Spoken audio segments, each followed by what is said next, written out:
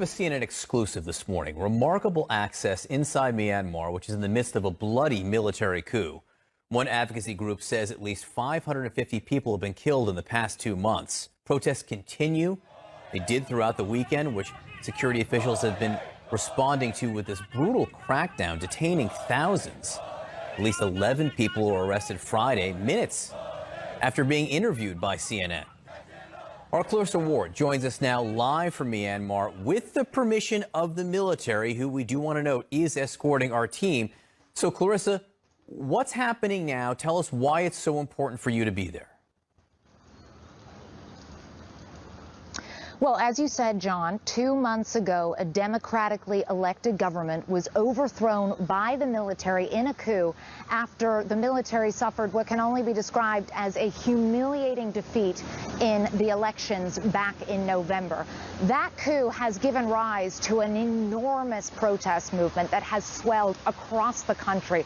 Put simply, the military does not have the support of the people of Myanmar. And as those protests have swelled and people have become more angered about this coup, so too has the violent oppression of that protest movement by the military. As you said, hundreds have been killed, among them dozens of children.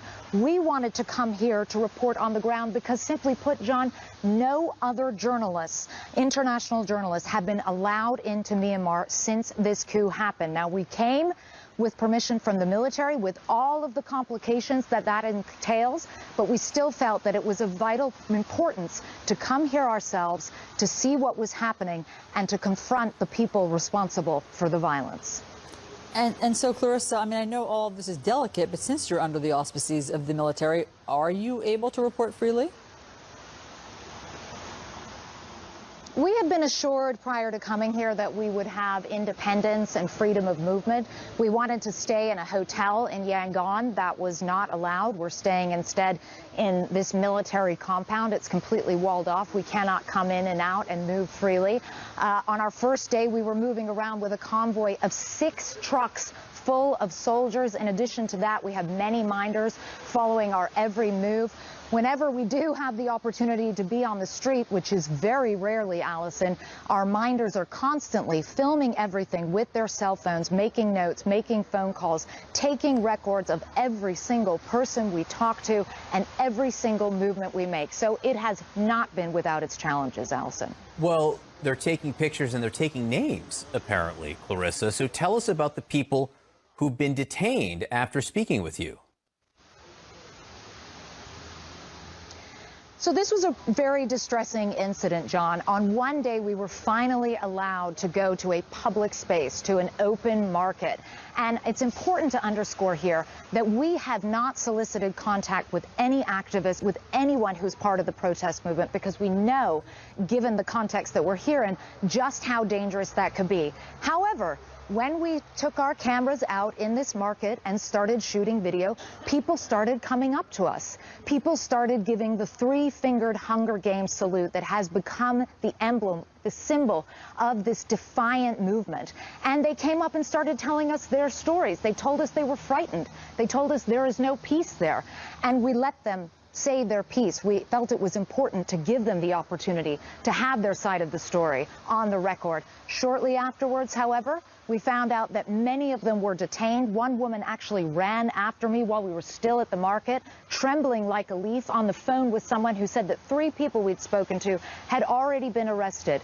We had the opportunity, however, to sit down with Myanmar's senior military leadership, the government spokesman himself, and we asked him why on earth these people had been arrested, and we urged him to release them. Take a listen. We went to a market in Yangon, and a lot of people approached us because they wanted to talk to us. They wanted to tell their side of the story. We subsequently found out that at least 5 of them were arrested. We have verified this independently. We have seen photographic evidence in some cases to confirm this. Can you please explain why you would be arresting people for talking to us? What possible crime did these people commit? They haven't committed any crime. We saw it on the news yesterday, and I asked how many were arrested. 11 got arrested. The security forces were worried that they would provoke others and start the protest in the market, and that is why they got arrested. However, the government is arranging to release them as soon as possible. We are now very relieved to be able to confirm that at least 8 of those 11 people, and all 8 that CNN knew about, have now been released. And that is really, truly great news. But still, this just gives you such an idea of the situation that these people are confronting here. They can't even say on camera that they're frightened, that they want a better future, that they want democracy without being arrested. That's how threatened the military is by these people and by this enormously popular protest movement. John, Allison? So Clarissa, why does the military want you there, or why have they agreed to allow CNN to be there if they're just going to arrest everybody that you talk to? The military wants to get its side of the story on the record, too, and that's important, and we gave them the opportunity to do that. They see the protest movement as being violent, as being dangerous, as being disruptive to the economy. They say that if people allow the process to play out, that there will be elections again within the next 2 years. They paraded a series of victims before us who told us stories about being threatened by the protesters, humiliated by the protesters. They took us to buildings that they said had been vandalized by the protesters. But when it comes to the idea of this 2-year process before which there will be elections, you can understand why very few people here have any faith in that. There were democratically held elections back in November. There were independent observers who attended those elections who did not make note of any egregious fraud or anything of that nature. And yet still the military intercepted and this coup took place. So very few people here actually believe them when they say that there will be another chance at elections. And after more than half a century of repressive military rule, simply put, they're not willing to give up. They're not willing to let go of the hard-won freedoms that they have enjoyed in the last decade. Clarissa, do you have a sense if the military regime, their power is coalescing or growing at this point? Where is it on the curve as you look towards these elections, 2 years from now? From what we've seen on the ground, the military does not have anything in the way of strong support from the people. What they do have is sophisticated weaponry. What they do have is a large fighting force. There is no comparison in the scale of what you're seeing from the protesters versus what you're seeing from the military in terms of armaments, in terms of funding. And so the military does have that on its side, and it may well be that brute force wins the day here. What's very concerning to so many people, including the United Nations, who warned that this could turn into a bloodbath, is that as the protesters become more incensed, as the protest movement becomes more violent, this country could be on course for real civil strife, and nobody wants to see that happen. Clarissa Ward, we are lucky to have you there. The world is lucky to have you there. So we get a window as to what is happening. Please stay safe, you and your team. Thank you for being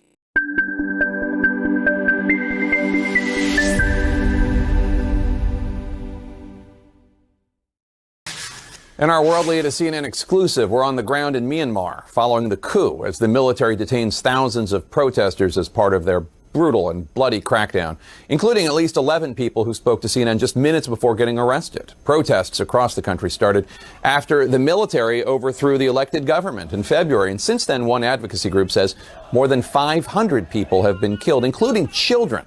The military cut off internet access, and no international journalist has been allowed into the country until now. CNN's Clarissa Ward is live for us in Myanmar with the permission of the military. They're escorting the team on the ground. Clarissa, explain why it's so important that you're there. Well, Jake, I want to underscore that no independent international journalists have been allowed into this country in the last 2 months since that bloody coup took place. As you said, rights groups saying more than 550 people killed. This is a massive protest movement that really came about after the military ousted Myanmar's democratically elected government, the people coming out into the streets in the millions. And the more they protest, protested and the more animated those protests became, the more the military tried to suppress them. The military here really does not have the popular support of the people of Myanmar. So we felt it was essential, even though it is a difficult situation when you are in a country with the permission of the, in this case, the military, the main oppressors in this situation, we felt it was very important to be on the ground, to see for ourselves whatever we could, and to tell the story of the people of Myanmar, Jake. And what's it been like to report there? Have you had the freedom to report whatever you want to report? So we've had the freedom to report what we want to report. As you can tell right now, we're going live to you from here in Myanmar. We are, though, very controlled in terms of how we can move around, who we can talk to. I'm here in a military compound. We wanted to stay in a hotel, and we were told simply that that was not possible. Every single place we go to, we go with a huge amount of security. We have minders following our every move. They're constantly filming on their iPhones every conversation we have. And those conversations, by the way, are really limited because we haven't had a huge amount of access to ordinary people from Myanmar. And I just want to give you a little bit of a sense, if I can get this clip up, of what it's like trying to report here. Take a look. What's this poster here? We see "We support CRPH." Okay. With the three-finger salute. Okay. That's from people who are against the military. Is that saying that the people in this area are against the military? Yeah. Maybe not sure, because some demonstrators go around the Yangon and shouted demonstration. Can we maybe talk to some of the people? Can we ask them? Not sure, because this country is security. I'm not sure, because I just for interpretation. Your samples. Okay. I'm wondering, there's some people over there. Maybe we could go and talk to them. Oh, okay. So the security forces told me we shouldn't stay for a long time here for our security. For our security. Yes. Gives you a sense of the intense level of security with us. 1, 2, 3. Another 3 over there. 6 trucks full of soldiers accompanying our every move. And I talked there about that three-finger salute, the so-called Hunger Games salute. This gesture has become the symbol, really, of resistance against the military coup. And even when we were out on the streets with all that military people around us, with all those minders around us, people would come up at any available opportunity and flash that salute at our camera. They want the world to know what they are going through, and they want more people out there telling their story, Jake. Clarissa, why would the military let you in? Well, the military has its side of the story, too, and up until now, they've been largely tight-lipped about what that is. Essentially, what they want the world to know is that the protesters have become much more violent. The protesters are using Molotov cocktails. They're using slingshots, which, again, is no match for the assault rifles that the Myanmar military is using. But really, they're trying to cast the protest movement as a violent mob of anarchists that needs to be suppressed. They took us to a number of factories that had been burned down. They said that the protesters were responsible. The protesters say they were not responsible. But that's very much the narrative that they're hoping will take shape. The idea that somehow it's the protesters who are to blame for all the violence here. But when you're looking at the actual makeup of what's happening during these standoffs and these protests that are quickly turning into massacres, you can see that one side clearly has a huge advantage in terms of its arms, of its level of weaponry and funding, and there's simply no match, Jake. And Clarissa, you sat down with a senior member of the military leadership there in Myanmar. No other journalist has been able to do that. What did you ask him? Well, we had a lot of things to ask him, and it was a pretty uncomfortable interview, to be honest. We wanted particularly to drill down on the number of innocent civilians who have been killed. More than 550 protesters, pro-democracy protesters, most of them unarmed, among them 44 children, Jake. That's according to the United Nations. So we really wanted to get some sense of how on earth the military could justify this. We went to him specifically at one point with a very very specific piece of video that shows a young activist being killed in cold blood to give him a sense to explain how on earth such a brutal killing could possibly be justified. Take a look. This is CCTV footage of 17-year-old Kwon Min La going past a police convoy. You can see the police shoot him on the spot. His autopsy later said that he suffered brain injury as a result of a cycling accident, which I think we can all see that's not a cycling accident. How do you explain this? If that kind of thing occurred, we will have an investigation into it. We will investigate if the video is real or not. There may be some videos which look suspicious, but our forces do not have any intention to shoot innocent people. We will investigate if it's real or not. We also pushed him hard on what the game plan is here. How can this violence possibly end, this awful cycle of violence? And when will the people get to have their voices heard?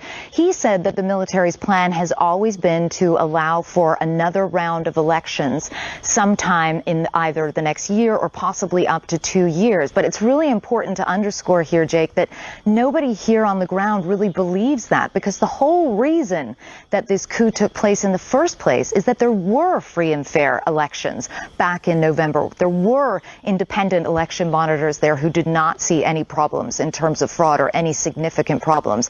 And that election was won in a landslide by the NLD party. The military's party suffered a humiliating defeat, and that's what precipitated this coup in the first place. So I think people are very unwilling to believe the idea that there will be another round of free and fair elections, and that their candidate, their choice, who is right now under arrest in prison, Aung San Suu Kyi, will be allowed to become president if she did indeed win again. Or, frankly, no one believes that she will be allowed to run again because she is facing these trumped-up charges, Jake. And Clarissa, tell us about the people who talked to you and then were subsequently arrested.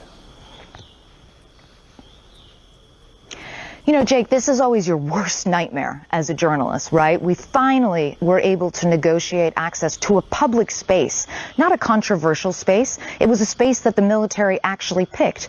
But the minute we got to this market and were just shooting video of people going about their daily business, once they saw their cameras and they knew that CNN was in town and they had been writing a lot about it on social media, a lot of people came up to us. They flashed that three-finger Hunger Games salute I told you about. They talked about wanting justice. They talked about wanting democracy. They talked about wanting freedom. More than that, so many of them talked about how frightened they are, Jake. Soldiers coming into their neighborhoods every single night, dragging dead bodies away. And what we found out was that shortly after this trip to the market, at least 8 people, by CNN's count, were arrested for the simple crime of just having spoken to us and said that they were afraid. We pushed the general really hard on that. He admitted that 11 people in total were arrested. He said that they shouldn't have been arrested, to give him credit, and that they would be released. And we can now confirm that they have indeed been released, which is a huge relief for us. And also we are grateful to the military for releasing them. And we should note, I mean, when people talk to you, or they flash you the Hunger Games salute, the three-fingered Hunger Games salute that I'm holding up right now, in solidarity with them, I should say. That's an act of civil disobedience at great risk. What other acts or forms of civil disobedience have you witnessed? Well, this is just it. The military is trying to control the country through brute force, but what they can't do is make people work, for example. So there's a huge civil disobedience movement. Most of the country's workers are striking. They're not going to work, whether it's ministries, whether it's banks. You go by the banks here, there's long, long lines outside of every single bank. That means that the economy is grinding to a halt. There's garbage in the streets. It's very difficult for the military to kind of keep up with this charade that this is a functioning society now. As long as people refuse to work, as long as you don't have the support of your own populace, and let's be very clear here, we have seen absolutely no evidence that the military has any real popular support here in Myanmar. And as long as that continues, even if you are shooting at unarmed protesters, even if you are killing children, it becomes very difficult and challenging to actually run a country, Jake. Yeah. Clarissa Ward in Myanmar for us. Thank you so much. Really appreciate your courage. Thank you.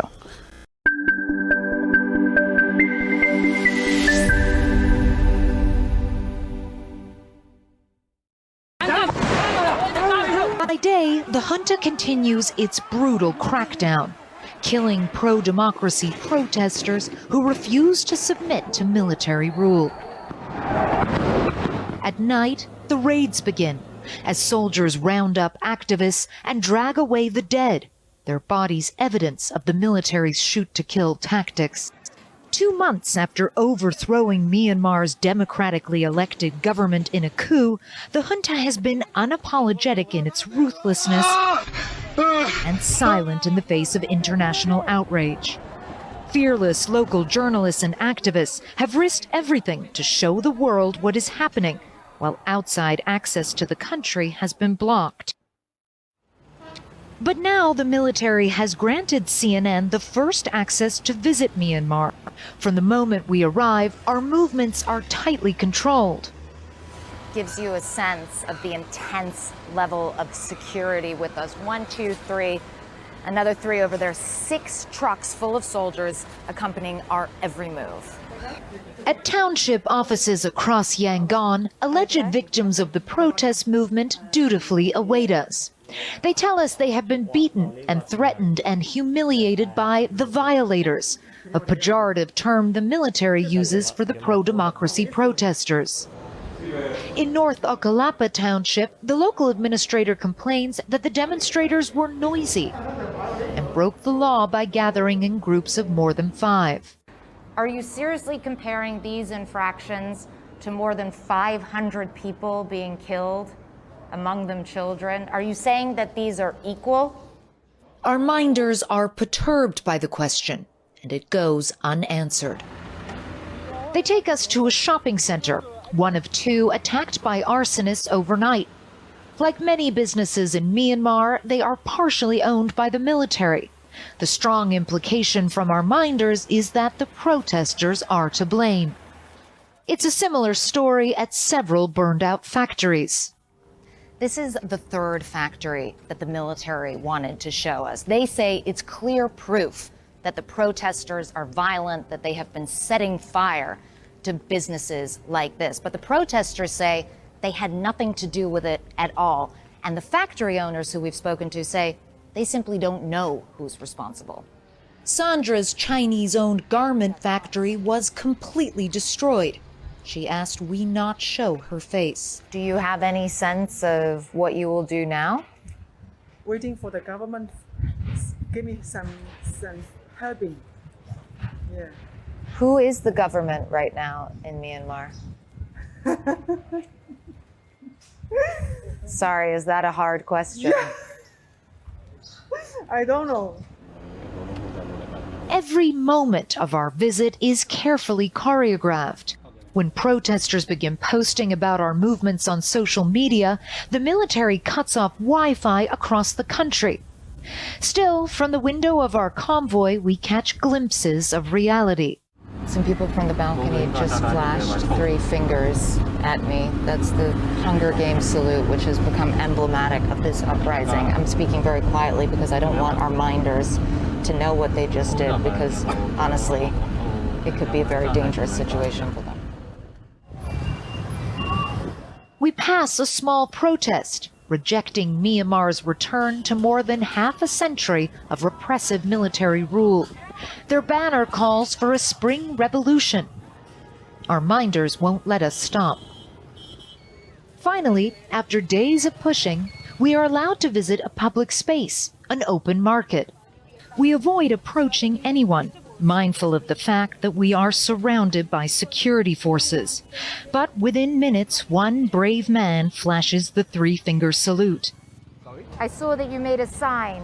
Yes. Tell me what you mean by making that sign. No, we don't. You just stand back. That okay? is justice. Justice. We want justice. You want justice? Justice, yes.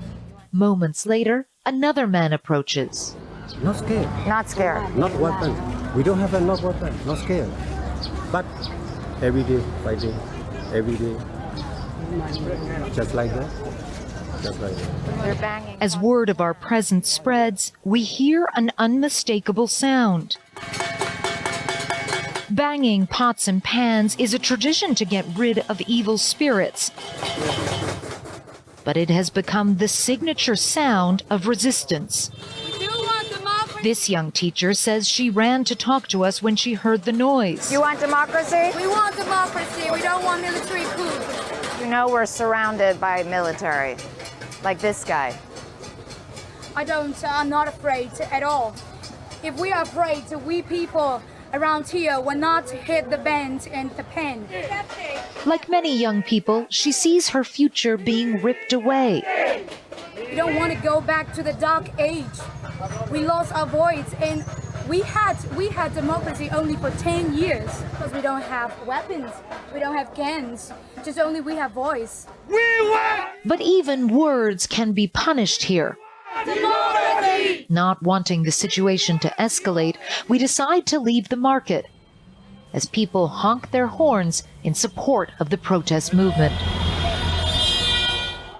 The junta has grossly underestimated the determination of its people and the growing hatred for the military. In the capital, Naypyidaw, we finally have the opportunity to confront Myanmar's senior military leadership. I will tell you the reason why we have to crack down. The protests were peaceful from February 1st to the 8th. The reason for the crackdown was because they blocked civil servants. The security forces are giving warnings. Firstly, shouting to break the crowds and then shooting in the air. And the crowds are throwing stones and using slingshots. Are you seriously comparing stones and slingshots to assault rifles? The military is using weapons against its own people that really only belong on the battlefield.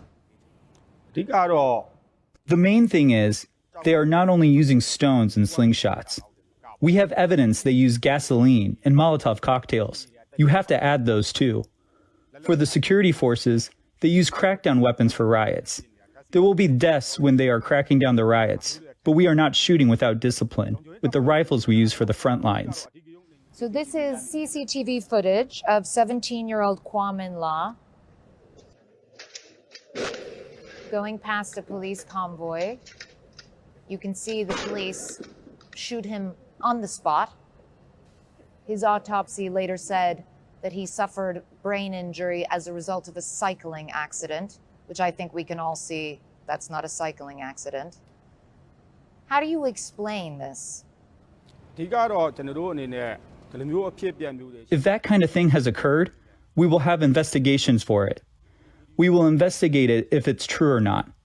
There may be some videos which look suspicious, but for our forces, we don't have any intention to shoot at innocent people. So 14-year-old Tuntun Ong, who was killed by your forces, what do you say to his mother? You say that he was a violent protester? Or what would you say to the father of 13-year-old Tun Mat Win, also shot dead by your forces? We have heard about the deaths of the children too. There is no reason we will shoot children. This is only the terrorists that are trying to make us look bad. But the lies are paper thin. According to the UN, as of March 31st, at least 44 children had been killed. Back in Yangon, our miners take us to another market in a military area, keen to show they have popular support. But the ploy backfires. I understand.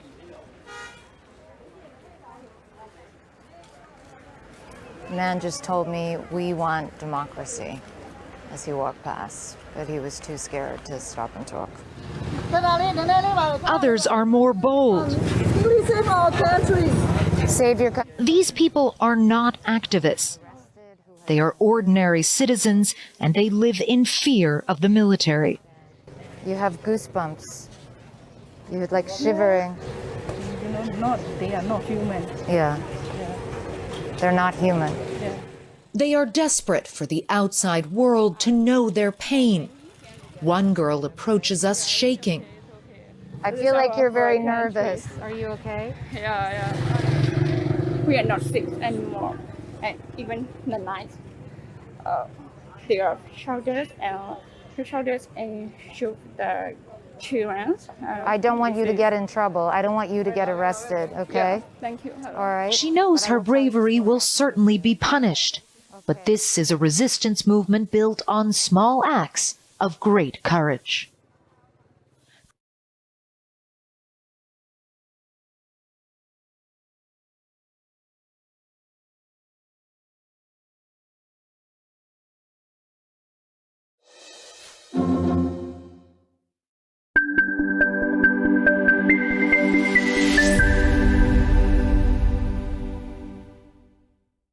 Out for the truth about what it takes to get to the truth in a place like Myanmar.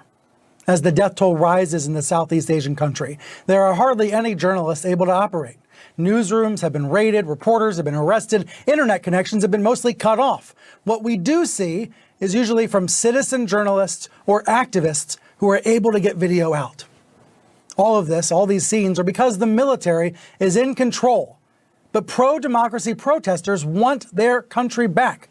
That's why it's vital for journalists to supply the world with first-hand accounts of the situation. Vital, but incredibly difficult. CNN's Clarissa Ward, Brent Swales, and Scott McWhinney pulled it off this week under far from perfect conditions. The military allowed the CNN team into the country, escorting them everywhere, controlling their movements, but still, the CNN journalists were able to see and hear the resistance. Brave calls for democracy. And some of those citizens were detained just for speaking to CNN. This reporting trip was quite controversial in some quarters. So let's hear the story behind the story now. Clarissa Ward is back in London, and she is joining me. Clarissa, when you arrived there started to be news stories about you being there. This is pretty unusual that you were noticed. Myanmar citizens spread the word about you being there, and some were worried that you were there doing the military's bidding, basically. How did you approach this?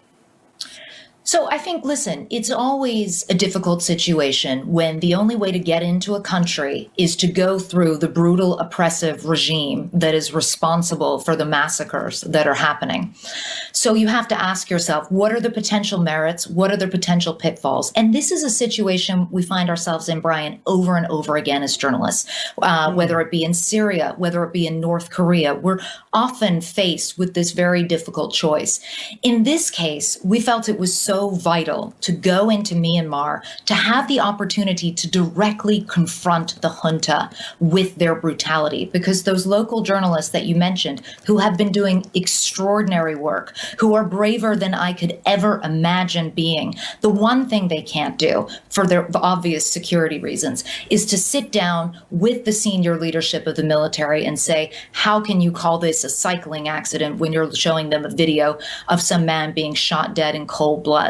And so that's why we made the determination that it was worth going. And you have to be transparent about the way in which you're going there. And you have to be sure that you hold feet to the fire. What I had never anticipated, Brian, was that the minute word spread among the Myanmar people that we were there, it went viral. I suddenly was getting thousands and thousands of messages on social media from people saying, listen, we know you can't see us, but we hope you can hear us.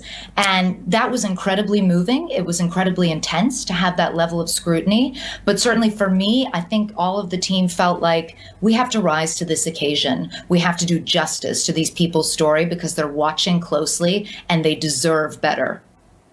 What about the residents who were detained when they spoke with you? You were walking through these markets, people were coming up to you wanting to speak, and you must have been weighing this risk-reward of whether they were going to be in more danger because they were talking to you. So, obviously it's it's every journalist's worst nightmare, okay, that somebody talks to you and faces a reprisal for doing that. So we were so cautious. When we were out in this market, we did not approach a single person. We were not even expecting people to approach us. The first thing we did when people started coming up to us was to say, are you aware of the fact we're here with the military? We're completely surrounded by security forces. And they said, yeah, we are. We know. And we're not afraid. And we want to tell our story. And at that point, you have to make a very difficult decision, Brian, because is it my job to deny these people their chance to have their voice heard? They are grown adults. They understand the risks. And by the way, once they approached us to talk to us, even if we hadn't recorded those conversations, there were probably going to be consequences to pay for it.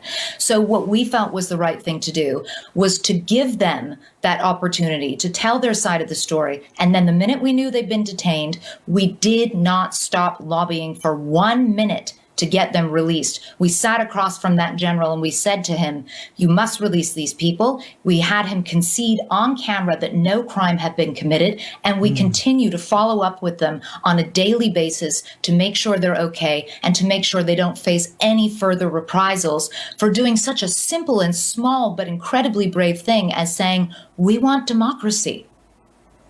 And unfortunately, Myanmar is not the only country where we're seeing democracy threatened, where we're seeing repression of these populations. This is happening around the world. So it would seem to me that what you're describing, this reporting process, is going to have to continue in various places in the same way it has in North Korea in the past and other countries. Yeah, and I think what's really important to keep in mind, Brian, is, this is just one part of the puzzle, right? We went in on the ground, the first journalists to be able to fly in since the coup began. But our colleagues at CNN, Paula Hancock, Ivan Watson, they have also been doing extraordinary reporting on Myanmar. While we were on the ground, they were doing pieces, heavy-hitting pieces, incredibly damning to the Myanmar military junta. So no one was pulling any punches here. And whenever you're covering a conflict, whether it's Syria, you might have Myanmar with Damon in with the rebels, Fred Pleitgen in with the regime in Damascus. You have to approach it from multiple angles. That's how you go about doing good reporting and giving a fuller picture to a story. And that's what we have to do. Do you hope you'll be able to go back to Myanmar someday? I very much hope I'll be able to go back. I have been completely overwhelmed and profoundly humbled by the incredible outpouring from people there who are so grateful to have just one opportunity to have their voices amplified across the world, particularly in the US. They want people to be engaged with what's happening. They want people to care. They want people to really try to put pressure on their governments to try to do something to resolve this terrible situation. It's unlikely I'm going to be invited back by the military after this last trip, but you can be sure that all of us at CNN will keep reporting this story and keep holding their feet to the fire, Brian.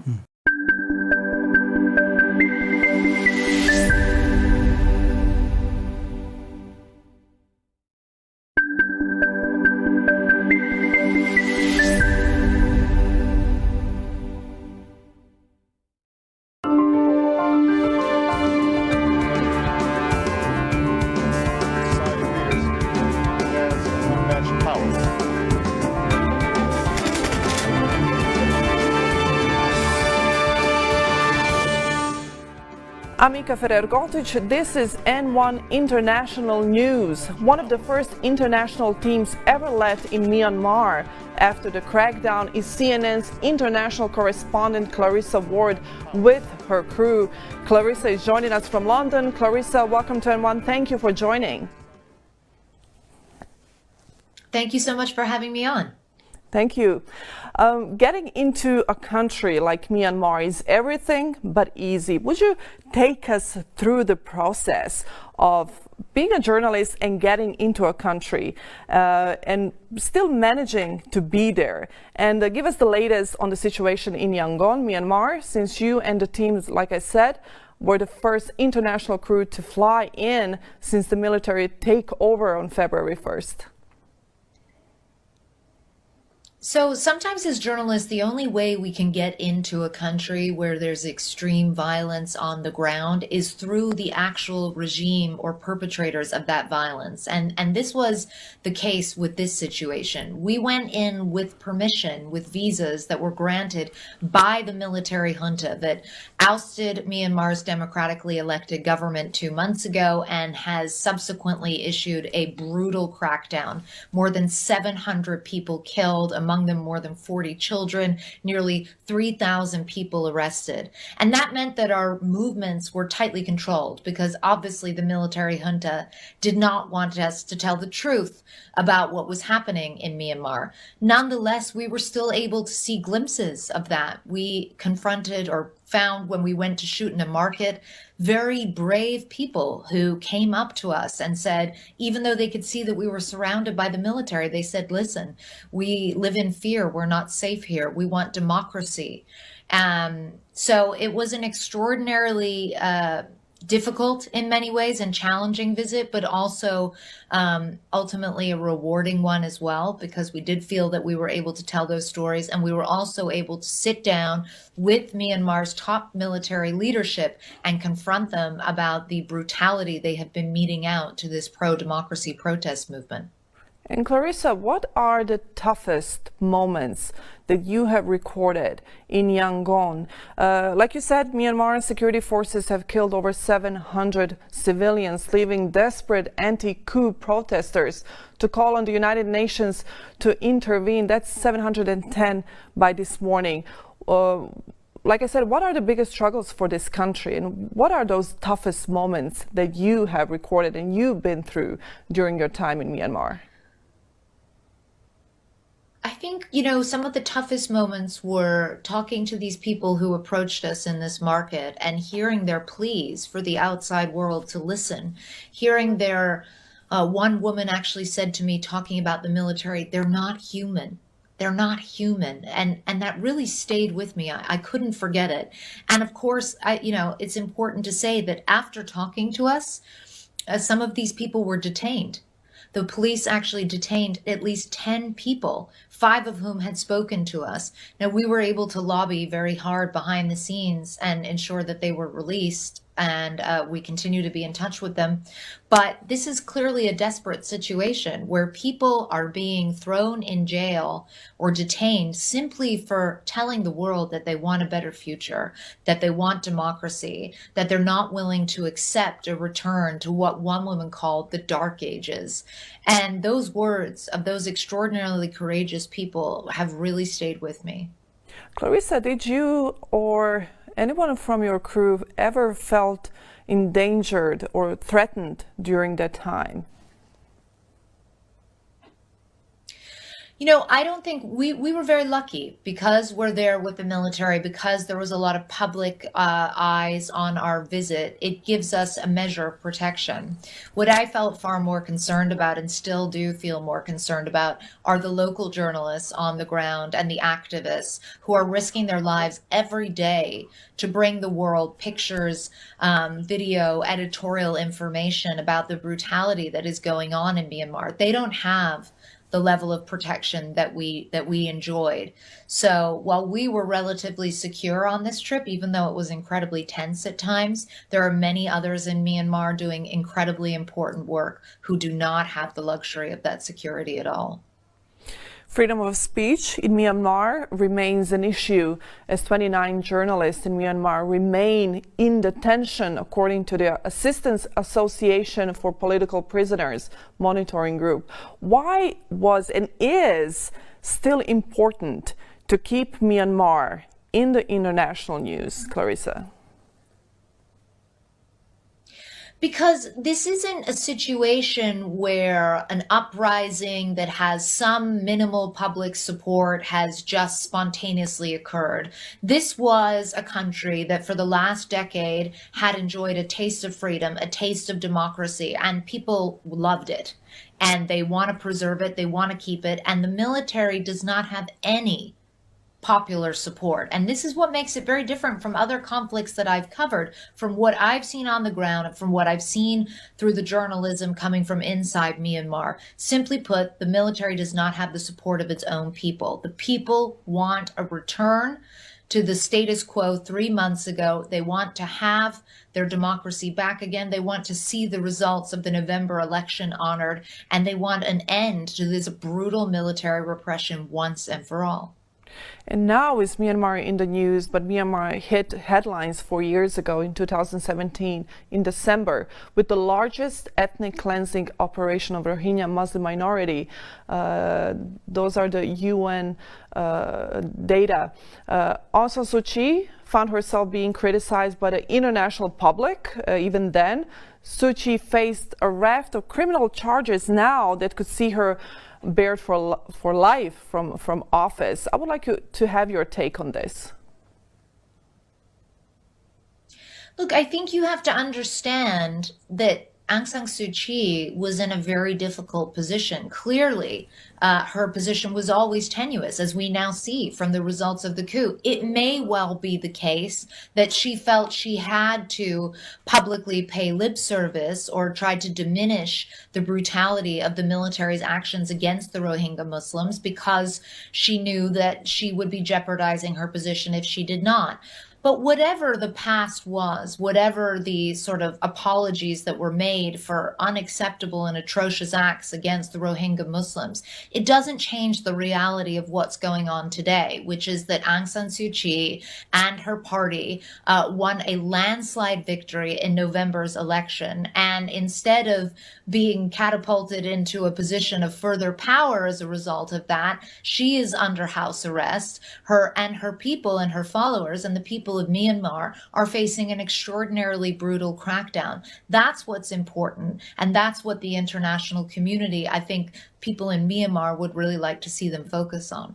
And this is why your work as well is so important, to have these information, that this information come out in the international news. We don't see that very often. Will you be returning to Myanmar? Have you thought about that? I would love very much to return to Myanmar. I don't think we'll be getting another invitation or another visa, rather, from the military anytime soon, because obviously our report was very critical. But you can believe that we will continue telling the story, not just me, all my colleagues at CNN who are in Thailand, in Hong Kong, covering this story from every angle, and that's something we will continue to do. Clarissa, thank you very much for joining us at N1. Thank you. CNN's international correspondent Clarissa Ward was with us. I'm Mika Ferrer-Gotic. Thank you for watching.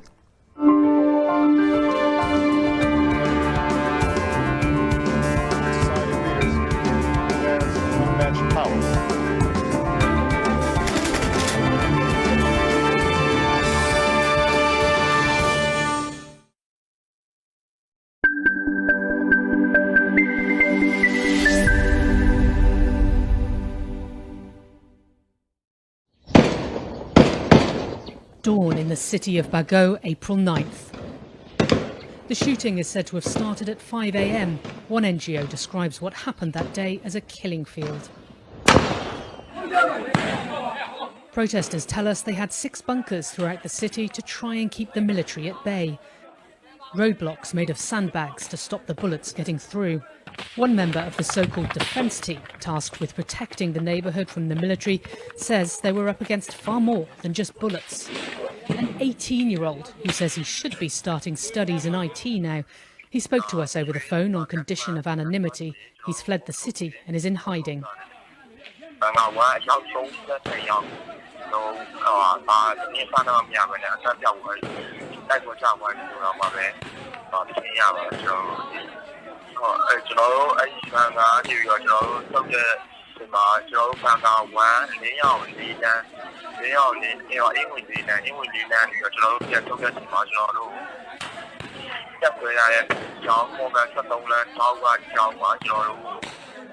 What do you have to defend yourself? What sort of weapons or shields do you have?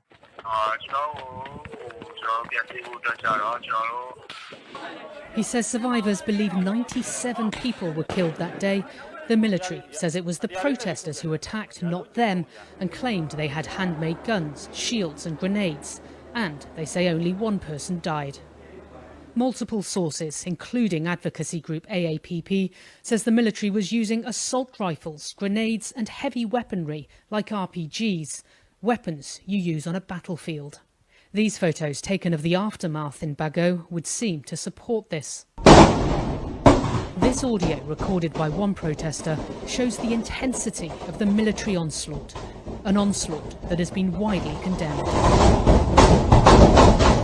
The military seems intent on intensifying its pitiless policy of violence against the people of Myanmar, using military-grade and indiscriminate weaponry. An accusation rejected by the military junta. If we really shot at protesters using automatic rifles, the 500 you refer to could be killed within hours.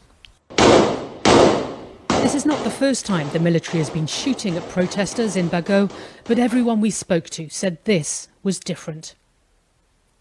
One doctor who wanted to hide his identity for safety says he tried to treat the wounded that day but was blocked by the military. He says at least one of his colleagues was arrested. We could see the wounded. We could see people fall to the ground, but we couldn't get to them. We saw a bystander killed by a gunshot to the head. He was only 18 or 19. The military went house to house, neighbourhood to neighbourhood. Activists and doctors tell us many were arrested from inside their homes. Their families received a call the next day to come and pick up their body for a price. A charge of around $85 in order to be allowed to give a loved one a funeral. One activist tells us that price has now gone up to $110. The military has said nothing. Horrifying stories slowly emerging from just one city on just one day in Myanmar. Paula Hancock's CNN Bangkok.